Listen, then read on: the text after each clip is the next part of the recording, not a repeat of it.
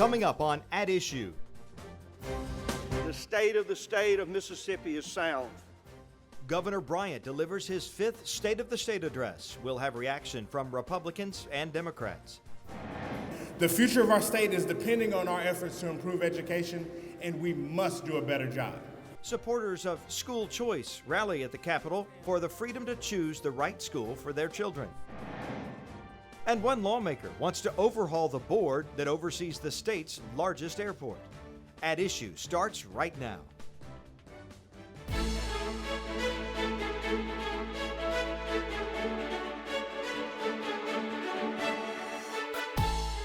Hello and thank you for joining us. I'm Wilson Stribling. Welcome to another edition of At Issue, where we discuss and debate the critical issues facing the state of Mississippi and how these issues impact you. And we want you to share your opinions and comments with us. Just go to facebook.com/MPB Online News. On Twitter, our handle is @MPB News. Also visit our webpage, mpbonline.org/issue.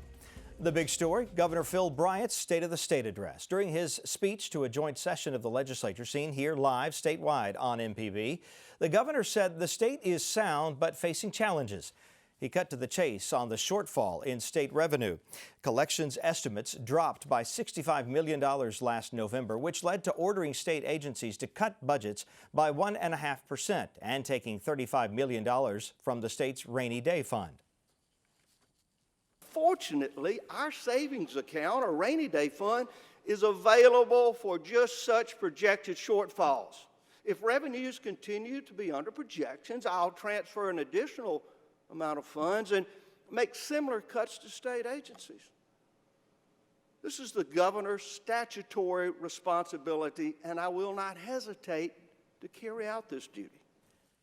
But it wasn't all about lack of revenue. The governor hopes the $2 billion the state will receive from the BP oil spill settlement between now and 2033 will be used to help the Gulf Coast. The governor urged lawmakers to pass the $50 million workforce training plan, which failed to pass last session.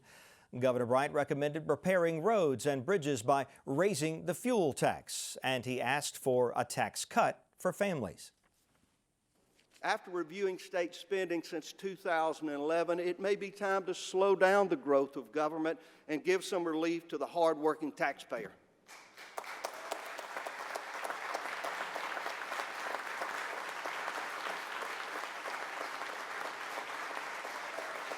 Thank you. Thank you. Now, I am certain we will have a robust debate this session regarding tax reductions. As for me, I believe we must work towards a plan where the hard-working, blue-collar families of Mississippi get a tax dividend. The governor also called for improving efforts to protect foster children and allowing doctors with out-of-state licenses to practice in Mississippi. We asked two Republican lawmakers about the governor's speech, Senate President Pro Tem Terry Burton and House Representative John Moore. I think the governor did an excellent job with his speech, kind of explaining where we are today in Mississippi's economy. We've had a lot of successes over the last 4 years, and we've kind of hit a little bump in the road, which is fine. I mean, we've done an excellent job over the last 4 years of preparing ourselves for a little turn down, and we're lucky enough that we have our rainy day funds full, and we have not overspent our budget. Now this year we did. We're a little bit short of the anticipated revenues, which is what he pointed out. And we have to pull back a little bit and kind of call on the agencies to tighten their belts up a little bit. So I'm sure we'll be doing that very quickly, as a matter of fact. Well, I thought the governor touched on a lot of issues that he mentioned in his inaugural address, including education, economic development, and the healthcare industry, and making strides in that. So we're looking forward to seeing his general bills agenda. He also issued his executive budget recommendation the same day. So we're looking forward to seeing his budget recommendation, looking at the general bills agenda, and find out the specifics on how he intends to approach the economic development, education, and better jobs issues. Now reaction from Democrats. State Senator Hob Bryan gave the official Democratic response, saying Republicans continue to underfund key efforts. Let's properly fund public education. Let's take care of our highways, our roads, and our bridges, and let's not have another round of huge special interest tax cuts that we just can't afford. Help us work together with everyone to bring this about, because just like the Republicans are not always wrong about everything, they're not always right about everything either. The speech was a little lackluster. It wasn't as dynamic as the governor's some of his previous speeches. I think that we are not being as ambitious in Mississippi as perhaps we could be, particularly, again, in how do we deal with the hard issues? How are we going to deal with the state flag? How are we going to deal with the hardest to serve in terms of folks who need training? How are we going to deal with our lowest performing school districts that are D and F rated school districts that are dragging the rest of the state down? How do we deal with creating revenue and adding to the revenue pie as opposed to taking away from it? I wish the governor had to talk more about how do we deal with the crumbling infrastructure in the state of Mississippi and how we do it. He mentioned that he wanted to do it without putting a burden on the backs of the people, I guess in terms of some kind of tax, but he didn't go into details as to how exactly he would do that, which is very, very important for the state of Mississippi. I remember in his inaugural address, he failed to mention anything about the crumbling infrastructure. So that's something that I wish he had expounded on a little bit more. The governor talked about school choice during his speech. Supporters say it would give parents the freedom to choose where they send their children to school. Opponents say it's all smoke and mirrors and that it's all about money. Well, hundreds of kids and their teachers and administrators rallied at the state capitol this week. They're asking lawmakers to pass legislation to give parents the right to choose and use tax dollars to help pay for it. Nancy Loom of the Parents Campaign says if the measure passes, it's not the schools, or rather it's the schools and not the parents who will choose the students who best fit. And she says tax dollars should be spent to improve public schools. But supporters of school choice say parents should have options to get the best education for their children. During the current session, we ask that the legislature take steps to strengthen our charter school law by providing greater opportunity and greater accountability. We ask that the legislature allow students to cross district lines to attend charter schools. This change will allow more families, especially families in small, rural communities, to take advantage of those opportunities. We also ask that the legislature require every charter school, particularly charter schools that are going to open up to high schools, to meet the same graduation requirements as our district schools. It is mostly smoke and mirrors. Parents don't get to choose. The schools get to choose. And really what this is a national movement that is about money. It's a corporate movement. And there are all sorts of components to it. But at its root, it's a business venture to make money off of taxpayer dollars that are intended to fund our children's education in public schools. Governor Bryant and Lieutenant Governor Tate Reeves also attended the rally and are in favor of school choice.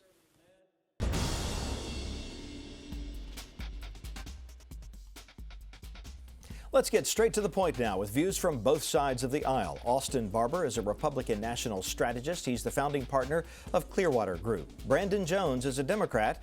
He's an attorney with the Beria Jones Law Firm and a former member of the House. Gentlemen, welcome back to At Issue. Good to have you both with us. Let's dive into the state of the state. We talked about the budget in detail last week on this program. The governor brought it up again in his State of the State. Brandon, was there anything that surprised you about what the governor had to say in the State of the State about the budget? Well, he certainly spent considerable time on the budget. I think at one point he mentioned that he and legislative leadership and perhaps economists were a little perplexed over why, our intake was not quite as high as they had hoped. I think one suggested answer for that is that we just passed $350 million worth of tax cuts, and you have to ask yourself if it's fiscally responsible or even possible to balance a budget without the requisite funds. So, Austin, is it irresponsible to have tax cuts when we might be having budget problems? No, I don't think so. And I think what the governor wants to do is add different types of triggers in new tax cuts that the legislature would look for to protect the state budget. But I mean, there's a lot of good news with the budget situation. We have $124 million in more revenues than we had 1 year ago. And for income taxes, almost $18 million more dollars in income taxes this year than the previous year. What does that tell you? We either have more jobs or people are making more money. Those are both positive signs. So, I mean, the budget is a very complicated issue to try to get through and figure out about how the state economists set up these revenue estimates. But, I mean, I think there's a lot of good signs with income taxes being up and more revenues taken in this year than last year. Well, Austin, I'd just say, you know, I think certainly there are aspects of the budget that you and I and perhaps others don't feel or even know how to quantify, but there are other parts that people do feel and they do understand, and things like consumer confidence. One of the big subtext of Governor Bryant's speech was consumer confidence is low. And one of the other things you can measure through our gross domestic product is we're just growing at a slower economic rate than other states. Most states have pivoted out of the Great Recession and are starting to show growth, and we're just not there. And so when you put that up against massive tax cuts, it becomes an incredibly difficult problem to balance the budget. Well, we hadn't had a massive tax cut, but if you look next door, and I don't know about the consumer confidence. I mean, you may be right about that. I know the price of oil being down so much, that hurts Mississippi. It really does. I mean, oil and gas exploration with Mississippi-based companies who have Mississippi jobs or Mississippi residents who work on those jobs, that hurts us. But if you look next door to the state of Alabama, you want to talk about a budget mess? Those guys are going through a budget mess. I mean, they're looking at ways of how they can go find $500 million more in revenues to help offset the issues that they're having. So I don't think we're in a bad situation. We obviously had a fully funded rainy day, which the governor had to use, $35.5 million from the rainy day fund, but that's what it's there for. I'm sure the legislature will go and fill it all the way back up to the top, and we'll be in a good situation on that front. All right, let's move on to school choice. It's something else that came up at the Capitol in the form of a rally, and the governor and the lieutenant governor were there. We're talking about a couple of different things here where you could potentially cross districts within the public school system and cross over from public to private. There are a couple of ways to do this. What are your thoughts on it? I mean, I got to admit, me personally, I'm very passionate about this. I do live here in Hinds County, here in Jackson. I do pay taxes that help support the public schools here. And I did just sort of looking through the 2014, I have the notes here in front of me, report on the grades for the schools. And I tried to focus mostly on middle schools because they were a little easier to figure out. There were 12 or 13 different middle schools with Jackson Public Schools. 10 of those are F or D schools. So here we have children who are stuck in 6th, 7th, 8th middle school who can't be eligible to go to a charter school or another public school because there are these district lines, and they're stuck in these schools that are F or D. And I just think that's ridiculous. Whether they went to an option in Byram or Carver, schools, which are both B in Hinds County, or Madison County or Rankin County schools. I think that the legislature will take a look at this about the capabilities for kids who are stuck. Again, I use JPS because it's right here where we are.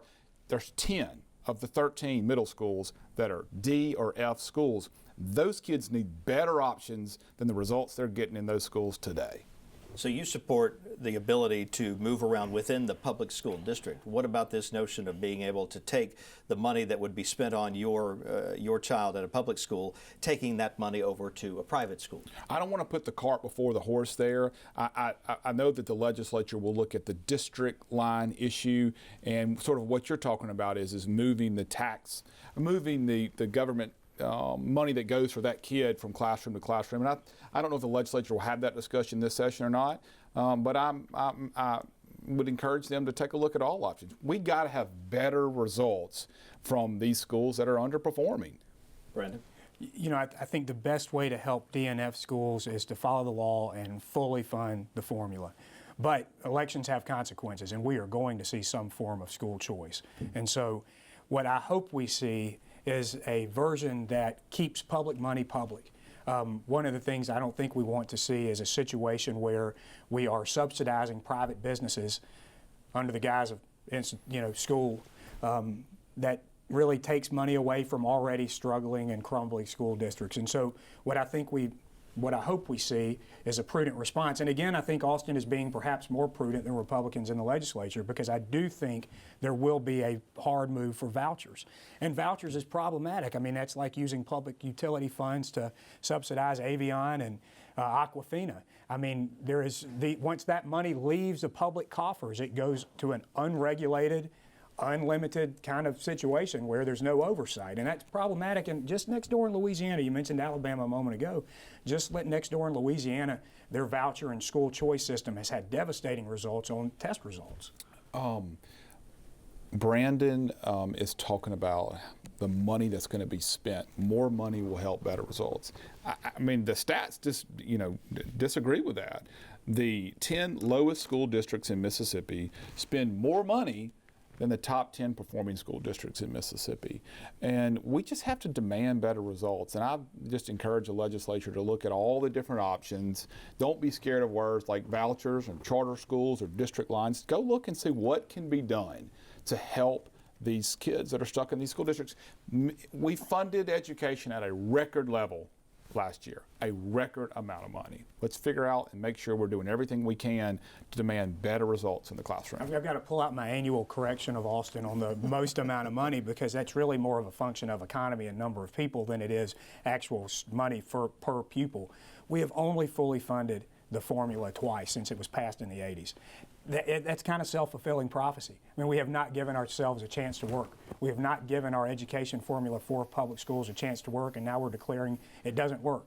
I think it's a little disingenuous. We could perhaps spend an entire program talking about school funding, and perhaps we will. But for now, let's move on. Still in the school systems, something else the governor talked about was superintendents, this idea of having all superintendents, school superintendents, appointed rather than elected. I agree with the governor.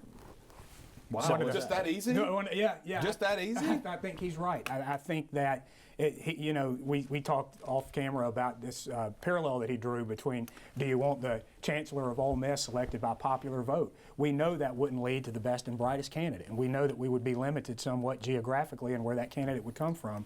I'd like to see our superintendents be the best they can be, and taking that and removing it from a political system, I think is a good idea. Yeah, he even made the great example of, we're going to choose who the next chancellor of Ole Miss is, but you got to be an Oxford resident or a Lafayette County resident. You can't, you can't live next door in Marshall County and be the chancellor of Ole Miss. It's ludicrous, and I would imagine the legislature will likely change that this year. Or certainly, they're going to have a serious debate on that issue. Because we've heard the argument that the people who are within that school system are the ones who know what's best for that system, and that's the system that the current arrangement is built on in a lot of places. Well, you can elect the school board. And if the school board wants to choose someone from that county that they think's the best person to run the schools, that's great. Yeah. If they think this person lives in Montana as the best person, go find the best person to help these schools, particularly here in Jackson with the middle school situation that we talked about earlier. The governor talked about the foster care system. He brought it up in his inaugural address. It came up again in the State of the State address, and this lawsuit regarding Mississippi's treatment of foster children. He brought that up, and he's anxious, it sounds like, to get in before the feds come in and do something about it also. Yeah, I mean, it's clear they've broken that this brand new agency. They've separated from the Department of Human Services, and the governor asked for $34.4 million to help ensure that the funding is there. I think to essentially make sure we have enough social workers. You have 5,000 children in the foster care. The foster care program here in Mississippi, and there is the federal lawsuit, which Brandon probably knows more about it than I do. But he's asking to make sure we have an adequate amount of money to hire enough social workers to make sure these children are getting the type of support that we have. And I would imagine that the legislature will enact on this, because I don't think anybody wants to see the feds come in and take over a Mississippi-based program.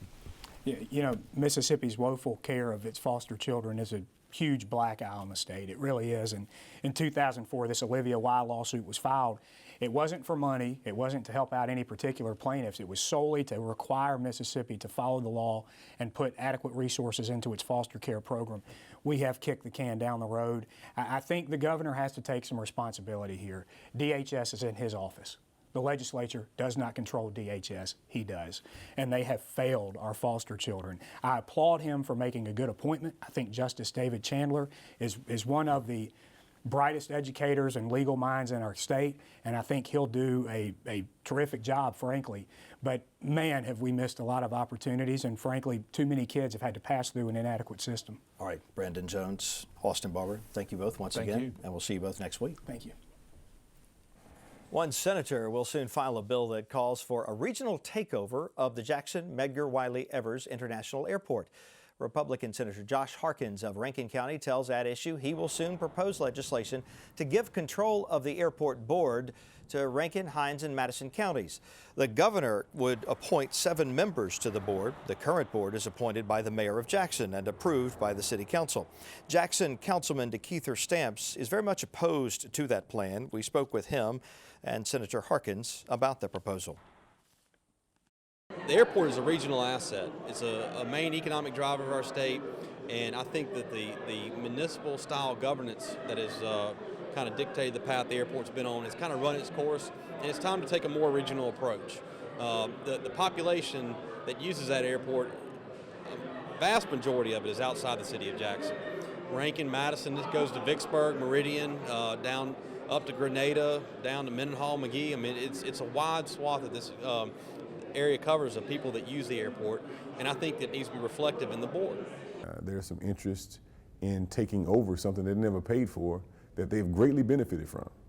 The property values and businesses that are in Rankin County are directly tied to having the economic engine of the Jackson Medgar Wiley Evers International Airport that contributes about $900 million to the state economy through Rankin County. So we've done our part, and if Rankin County or the governor wants to have some governance in that, well, they haven't paid for anything. So I believe that this is just not good legislation, and we're going to push against it. Harkins says he's in the process of fine-tuning the bill before it is introduced in the Senate. Well, let's dive into our reporter's notebook now. Paul Boger of MPB News joins us now, spends a lot of his time at the Capitol. Paul, we now have committee leadership for both the House and the Senate. How partisan was that process this year? Well, you know, it was a little bit more partisan than usual. In the Senate, not quite as bad. You know, the Lieutenant Governor Tate Reeves worked very hard, I think, to make sure that Democrats at least had a say in some committees, not in the important committees. I don't think. You know, your finances, your ways and appropriations, education, but you do see some Democrats popping up as the heads of those other committees. In the House, not quite as much. Last term, there were 6 Democrats in charge of committees. This year, it's down to 2. So, quite a bit of reduction. There was also some debate about some rules regarding what requires a 3/5 vote. Right. So the rules were passed just a couple days ago, and that's been one thing that's been holding up the committee assignments, at least in the House. The 3/5 rule is what governs financial bills, spending bills, tax bills. Requires a 3/5 majority to get those bills passed. Well, now they've changed the rules so that if you're not dealing with the financial aspect of the bill itself, it only requires a simple majority to get those bills passed. I think a lot of Democrats are a little disappointed in that because it allowed them some leeway, I think, to maybe get small victories here and there. Now you're not even going to see those. Okay, well, most of the housekeeping now is out of the way. What do you see coming up in the weeks ahead? Boy, you know, I think you're going to see the legislature actually get to work now. I mean, it's not like they've been sitting around, but a lot of stuff hasn't happened yet. We're a month into the session, and we still haven't gotten very many bills in. You're going to start seeing that now. You're probably going to see a lottery bill. Those always come up. You're probably going to see the DUI tags for cars. A DUI offender after a certain number, the scarlet letter tag, after a certain number of offenses, they would have a bright orange tag, say, where everybody would know on the road that that's a multiple DUI offender. That's exactly it. You'll also see, you know, your typical tax cut bills. That was a big thing a couple weeks ago. Maybe not quite as much. It's going to be a lot of work ahead of them. One thing that the legislature did do in the rules the other day is they also cut the session short by 14 days. So they're going to go until about mid-April now instead of the beginning of May. What other bills should we expect soon? Well, I think you're going to start seeing the committees get to work, like I said, and you're going to see, I mentioned this last week, the MAEP bill. Don't know what they're going to do there, but I'm thinking that you're going to see some kind of change to MAEP. This is the one that would change the way they evaluate how much money is needed to fully fund MAEP based on the schools that they model after? Right. Another one dealing with education, because I'm also the education reporter, so you're going to start seeing that, mentioning school choice. One rule that requires, that governs charter schools is that students can't go across county lines. I think you're going to see that opened up a little bit so that students can now travel across county lines to go to a charter school. And we talked about that a little bit in terms of at least the school choice debate with our commentators a moment ago. So that's the immediate outlook. What do you think we'll have in terms of surprises? It seems like there are always a few bills that nobody saw coming. You can't predict a surprise, I realize, but do you think we'll have some surprises this session? You know, mentioning the lottery, I think with the current way the economy's going, revenues in the state go, I think there may be a little bit more action on those than in typical years. It's been very quiet, especially in the last 4 or 5 years on the lottery front. I think you'll see a little bit more action on that. Going forward, though, I don't actually see a lot of big surprises this year. I think it's going to be a lot of maintaining. So we'll have to wait and see. We know you will be there each day at the Capitol. Paul Boger of MPB News there at the Capitol watching what goes on. And there's a lot to do. And as we said, now that the housekeeping is complete, the lawmakers can get down to the business of actually making laws. We'll be watching it. Well, we are out of time for tonight. Please join us again next Friday night here on MPB for another edition of At Issue.